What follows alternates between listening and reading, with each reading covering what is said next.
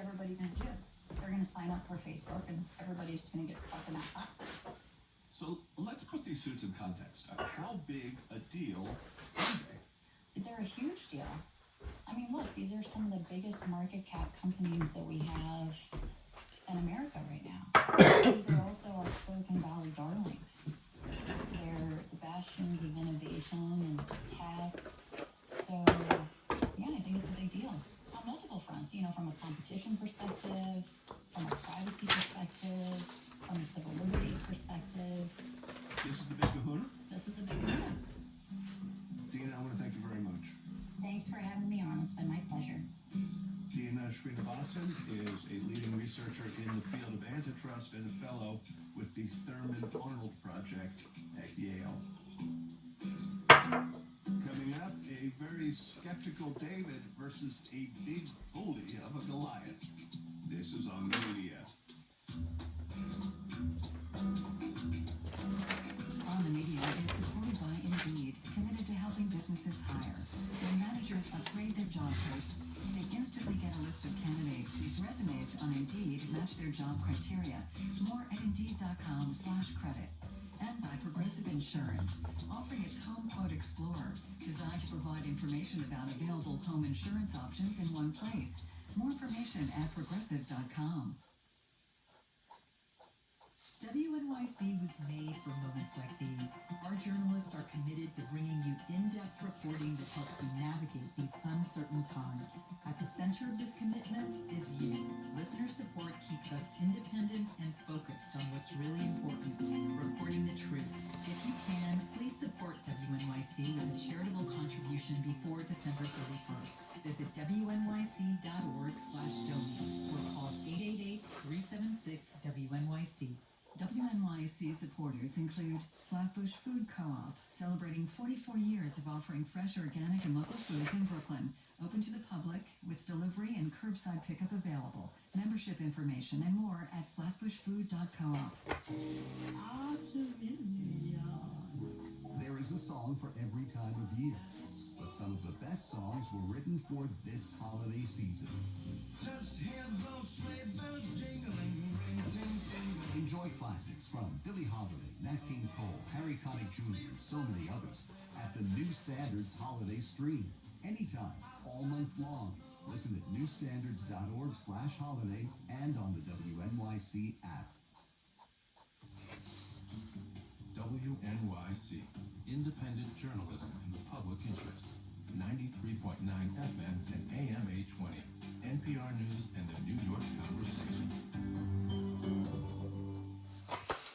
This is On the Media. I'm Bob Garfield. Even if the Federal Trade Commission and most of the state's attorneys general succeed in breaking up Facebook, other questions remain about the ongoing damage from Facebook, Instagram, and WhatsApp. Harms unaddressed by even the most modern interpretations of antitrust law. The invasion of privacy on a global scale, the manipulation of politics, the manipulation of emotions and behavior, the proliferation of toxic content. No matter how creative our legal interpretations, none of that is the stuff of antitrust law. Nor have we any reason to expect action from Facebook itself. Mark Zuckerberg has repeatedly professed concern, promised to be better, and gestured toward self-regulation. But the structural hazards within Facebook's algorithm and very business model have not been addressed, merely window-dressed. Its oversight board, for example, first floated 2.5 years ago as a guarantor of independent governance, has only now this month revealed its first so-called cases for consideration. At present, the only thing that Facebook is allowing this board to adjudicate on is takedown decisions. There's all of these other cases which just do not qualify, that Facebook says cannot be heard by the board, including the issue of what actually stays up on Facebook. Carol Cadwalader is a journalist for The Guardian and The Observer who became a Pulitzer finalist last year for her reporting on the Cambridge Analytica scandal. Late this year, she became a co-founder of the self-proclaimed Real Facebook Oversight Board, a shadow court organized by academics and advocates to actually address the harms I've mentioned. few weeks back, they announced their first 3 cases. Number 1, former Trump campaign manager and former Cambridge Analytica board vice president, Steve Bannon. A month ago, Steve Bannon on Facebook Live called for the beheading of Dr. Fauci. He said that he wanted to see his head on a spike. You know, a lot of people, by any reasonable standard, would say that that is in breach of Facebook's own terms of conditions, and he should have been struck off the site. That didn't happen, and Mark Zuckerberg has very much resisted that. You can argue that head on a pike is more colloquialism than threat, but there is no arguing that Facebook at its worst isn't an incitement machine. We can look at the pogrom against Muslim Rohingya in Myanmar, ginned up by the nation's military on Facebook and carried out by Buddhist nationalists, who were given free basic internet access by Facebook in its attempt to corner the internet market there. Or consider, for another example, the deadly shooting this summer in Kenosha, Wisconsin. The key question here is how do people like Kyle Rittenhouse know to go to Kenosha on the night of August the 25th? The loved ones of those who died in Kenosha say Facebook is partly to blame for allowing posts that were mobilizing militias and activating white supremacists. Specifically, this event posted by the militia group Kenosha Guard, asking for patriots to take up arms and defend Kenosha from evil thugs. Some users responded with open threats of violence, one writing, "I fully plan to kill looters and rioters tonight." Concerned users reported the page, but Facebook did not take it down. It was largely an operational mistake. The contractors and the reviewers who the initial complaints were funneled to basically didn't pick this up. If Zuckerberg's mistakes were made excuse sounds familiar, that's what Nixon's spokesman said too. Still, Facebook is among the defendants in a federal lawsuit from 4 people who protested that night, including the surviving partner of the late Anthony Huber, Hannah Giddings. When Carl Rittenhouse started shooting people, her partner incredibly bravely, he was unarmed, went to try and tackle him, and he was shot dead. You know, Hannah feels that Facebook is complicit in this white supremacist violence. It's the equivalent of the meeting house where the white supremacists met up and swapped notes and announced where they'd be converging and advertised for new recruits. And, you know, to talk about the fact that her partner died as a result of an operational mistake, it's just so dehumanizing. The plaintiffs will have to settle for a federal court of law because Facebook's Supreme Court will give them no hearing. Nor will the censored critics of authoritarian regimes have their day in Facebook court. And so theirs is the Real Oversight Board's second case. Vietnam has threatened to shut down Facebook in the country if the social media giant refuses to bow to government pressure and censor more political content on its platform. The company complied with the government request in April to increase censorship of anti-state posts for some 60 million Vietnamese users. Facebook, faced with £1 billion of lost revenue, complied with their wishes, and they've taken down the accounts of these journalists and dissidents. Again, it's in the terms and conditions of Facebook's oversight board that these people are not allowed to appeal to the oversight board. I think it raises a really interesting case about the relationship between authoritarian governments and Facebook and compromises and backroom deals that are being made. I think a lot of other countries around the world are looking at what's happened in Vietnam and sort of seeing something that they might want to try in the future. Other countries, and, as it turns out, Facebook itself. When Cadwallader's Real Oversight Board was launching, the company, she says, tried to stifle their free speech by bigfooting a nonprofit donor. Facebook discovered that this project for the Facebook Oversight Board was in progress, and a PR guy from, PR, he's in corporate communications, rang our funders at Illuminate and harangued them, basically, and asked why they were funding this and suggested that they shouldn't be.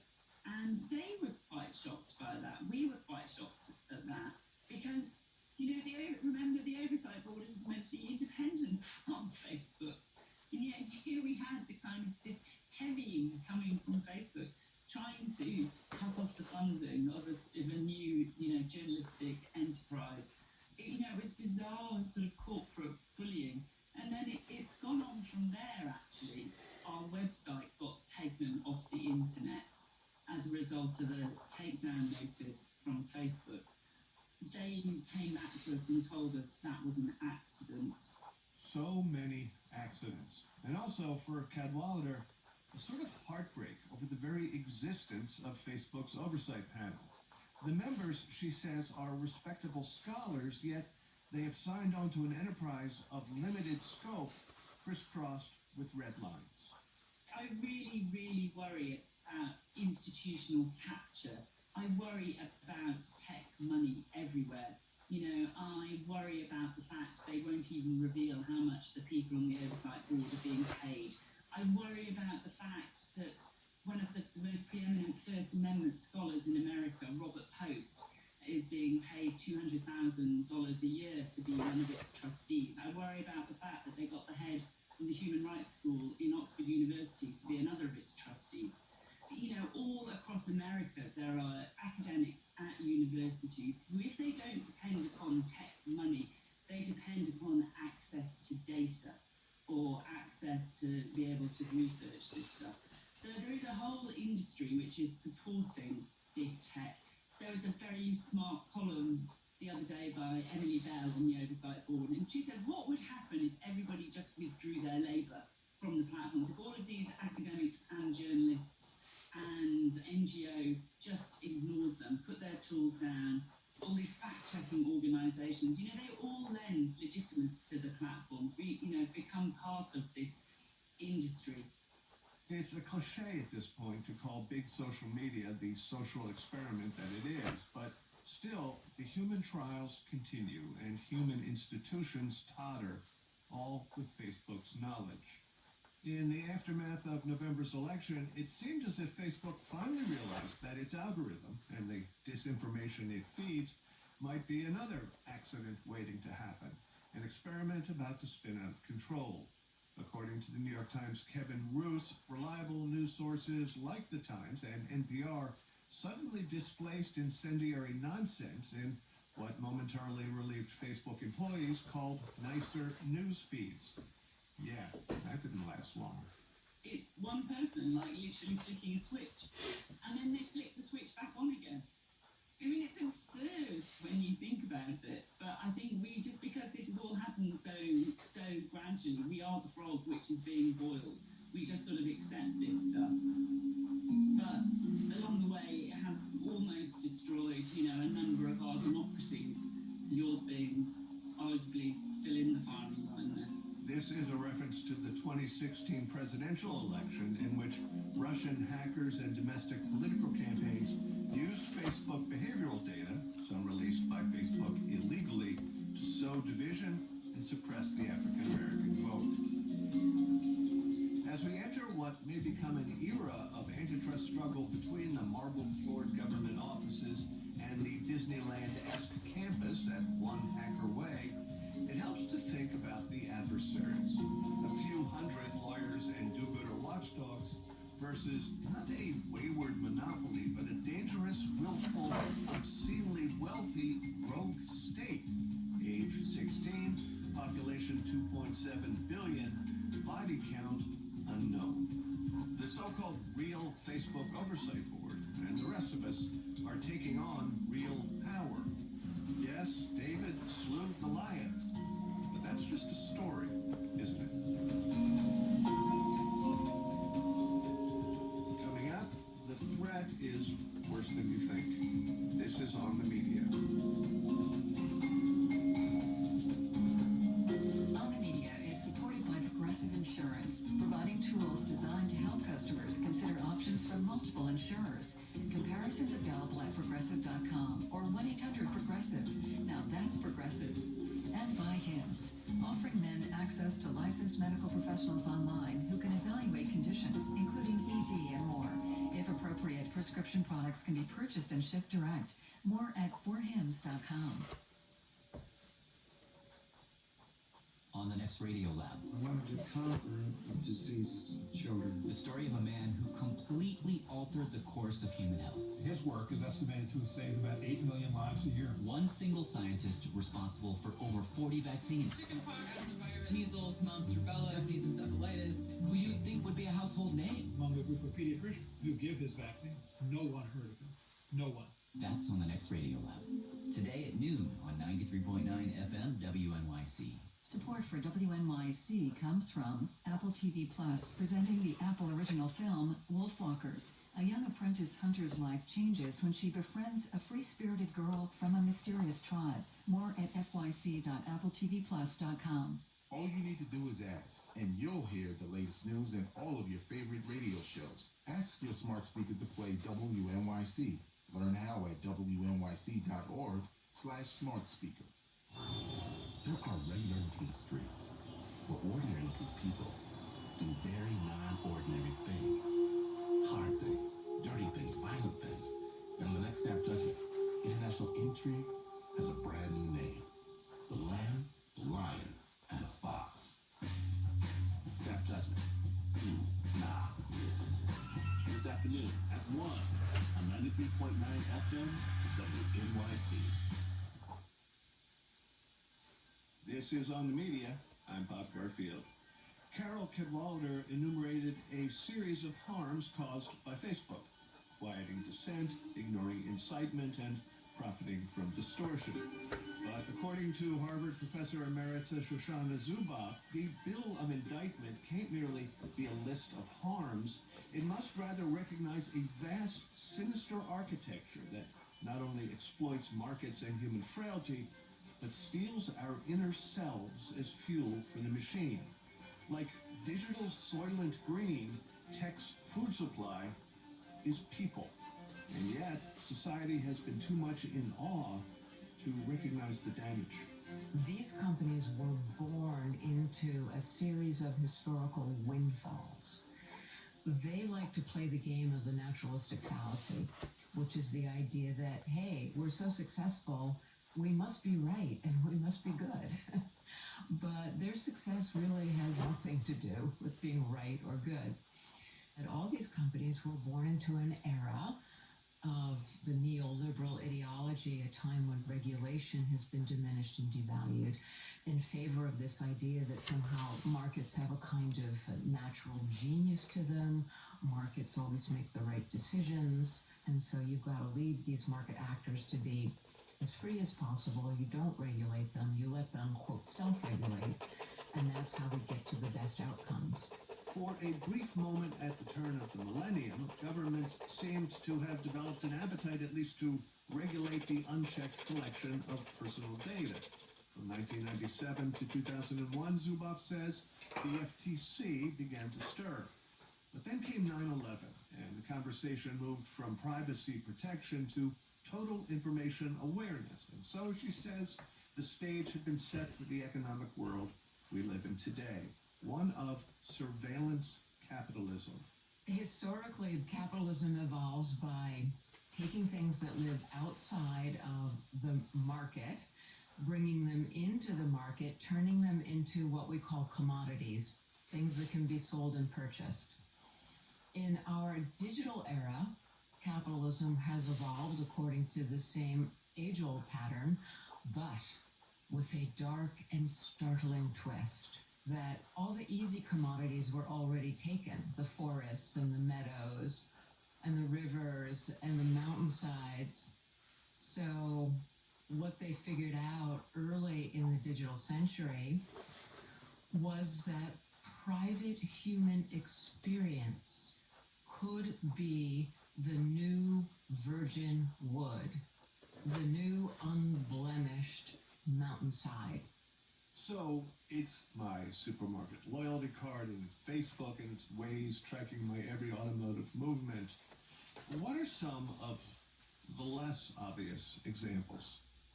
It's getting easier to answer the opposite question, which is, what is still innocent of this process? But let me put it this way. Every product that begins with the word smart, every service that begins with the word personalized, everywhere that there is an internet touch point, It could be your dishwasher, it could be your television set, it could be the thermostat in your bedroom, it could actually be the mattress on your bed. It could be your car dashboard. You're walking down the street and there are sensors and cameras. You're in a cafe and there are webcams. There are companies that specialize only in tracking your behavior as a renter, and then they make predictions about your behavior as a renter and sell them to landlords. That's a niche market. Multiply that over all the niche markets, and then of course one of the biggest markets that's growing now is health data. This is why everybody under the sun wants to have a wearable device, which will exceed even the smartphone as being the most invasive supply chain interface of all. Facebook's AI hub is described by the company as ingesting trillions of data points every day and producing 6 million predictions of human behavior every second, Bob. So that's the kind of scale. Well, my heart rate is rising, and I'm embarrassed to report Apple knows about it because they're monitoring it on my wrist. Now, one of the most obvious applications, I guess the first application of data collection, is extremely targeted advertising. I'm pregnant, I've told absolutely nobody but my partner, and yet I suddenly start getting ads for vitamins and crib accessories, which is creepy enough on the face of it, but on the creepometer, that is nothing, because you call ad targeting merely the leading edge of the human futures market. And what is that? So what are these advertisers and marketing folks buying? You know, it started out they're buying the click-through rate. And what is the click-through rate except for a tiny computational fragment that predicts a fragment of my behavior? You know, what ad am I likely to click on and click through to that website? That is a prediction. Just like we have futures markets in pork bellies or oil prices, we have futures markets now in human behavior. And it turns out this surveillance economy has come into existence because all these companies from Ford Motor all the way down the line have figured out that, hey, we can make more money and attract more investment by selling predictions of our users or our customers' behavior based on all this data we can gather about them than actually selling a product or a service. Back in the day, 15 years ago, advertising was an attempt to get some awareness.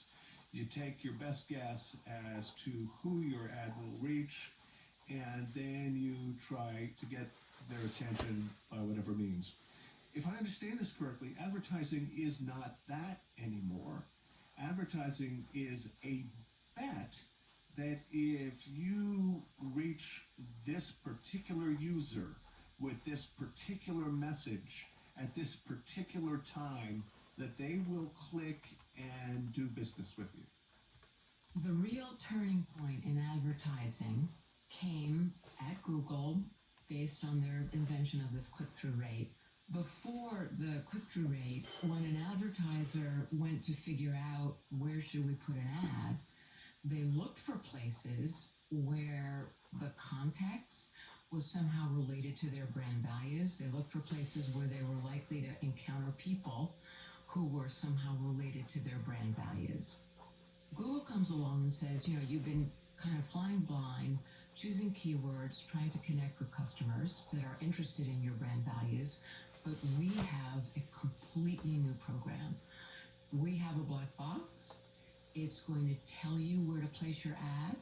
If you follow the advice of our black box, your ads are going to be more successful and you're going to sell more product. But don't ask us how we got to that prediction. Do not ask to see inside the black box because that is off limits. That was the moment when advertisers had to make a choice between, does advertising project a connection to our brand values, or is it just wherever we have a higher probability of making a buck, That's where we're going to go. This black box deal asked advertisers and the manufacturers behind those advertisers to sell their souls. And they did. Now, fast forward in the weeks and months after the Cambridge Analytica story, suddenly we were hearing from advertisers who were all upset that my ads are showing on pages that tout anti-Semitism and white supremacy. And suddenly the advertisers are all up in arms and all indignant. Well, that was a bit of a show. That was performative, Bob, because really the advertisers had sold their souls 2 decades ago. And they lost the right to complain about where their ads appeared because they bought into the black box. So that was the huge turning point in advertising. And of course, that turning point is what allowed these new human futures markets to become so big and so lucrative that nearly all of the market capitalization of Alphabet, approximately 88% at this point, and really all of Facebook's market capitalization, about 98%, derive solely from those advertising markets. Google discovered that data collection and the human behavior market far exceeded mere ad targeting, but they could make behavioral predictions about a whole host of things that has long since metastasized into the total surveillance society that you described. Well, you know, we labor under the delusion that the data that the companies are collecting about us is the data that we have chosen to give them. In other words, I can choose my own degree of privacy based on a private calculation of how much information I choose to share with a company in return for their product or service. And often that's a free product or service, but not always. This is a delusion, and it's a delusion that has been nursed by the companies. So, Bob, it's not that you're walking down Fifth Avenue, it's the stoop of your shoulders and your gait, the cadence and pacing and rhythm of your walking. It's not your face just to ID you. It's the hundreds of micro expressions that the little muscles in your face produce, because those micro expressions are great predictors of your emotions. And Bob, it turns out that your emotions are great predictors of your behavior. And that's, of course, what they are after. If we've learned anything about the failures of American capitalism, it is about the perverse inequality in distribution of wealth and opportunity and social justice. To those yawning gaps, you add another, what you call epistemic inequality, the gap between what we know and what is known about us. This is what we're discussing here, is it not? When we entered the digital century, this was supposed to be the golden age of democracy, the democratization of knowledge. This was going to allow us to finally solve our problems as individuals, have commerce that was really oriented toward solving our deepest needs. It was supposed to create the data that was going to allow us to finally cure diseases that had been incurable, to finally create the solutions for climate cataclysm that have eluded us. Instead, surveillance capitalism has captured the entire domain of the digital. Surveillance capitalism owns and operates the internet. And under surveillance capitalism, yes, it looks on the surface like there's democratization of knowledge. And don't get me wrong, it is a great gift to be able to get online or get on my phone or whatever and search and find information that before I would have had to go to, one of the 40 volumes of my Encyclopedia Britannica or into my university library to find. This is a great gift. There is no belittling it. The problem is that on the back of that gift, these companies have built huge concentrations In the past, we thought of industrial concentrations as concentrations of economic power. But now, in the digital century, these concentrations are of knowledge about us, that comes from us but is not for us. It's taken from us to use for others' benefit, not to solve social problems, not to solve the Earth's problems, not to solve consumers' and users' problems, but to meet the needs of business customers in these human futures markets. And so from this gap of the difference between what I can know and what can be known about me grows a new kind of power, which is the difference between what I can do and what can be done to me. The quid pro quo does not favor the consumer. We are the objects now of global architectures of behavioral modification.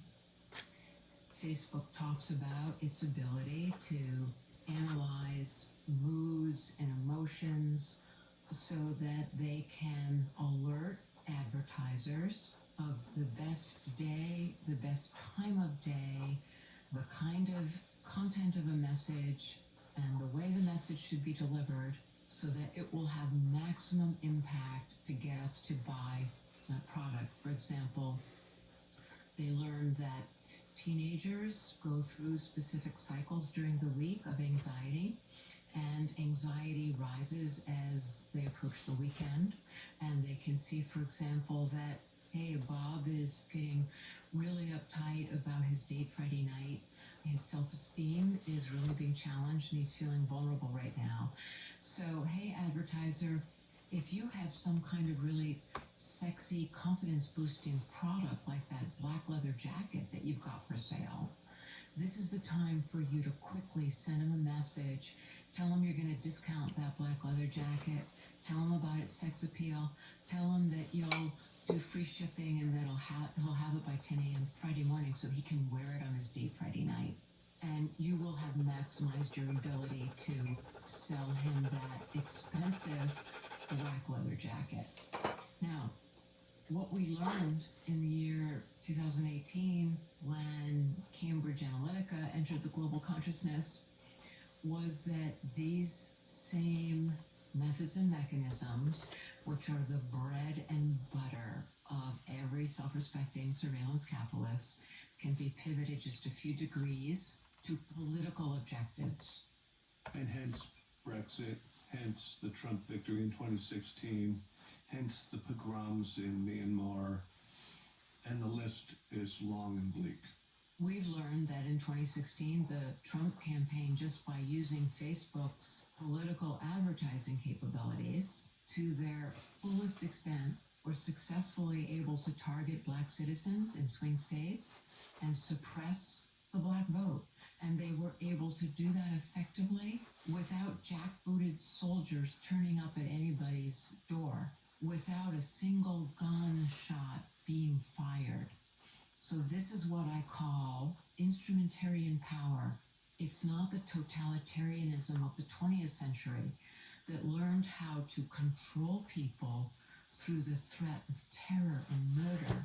This is a different kind of power, Bob, and it comes to us on slippered feet.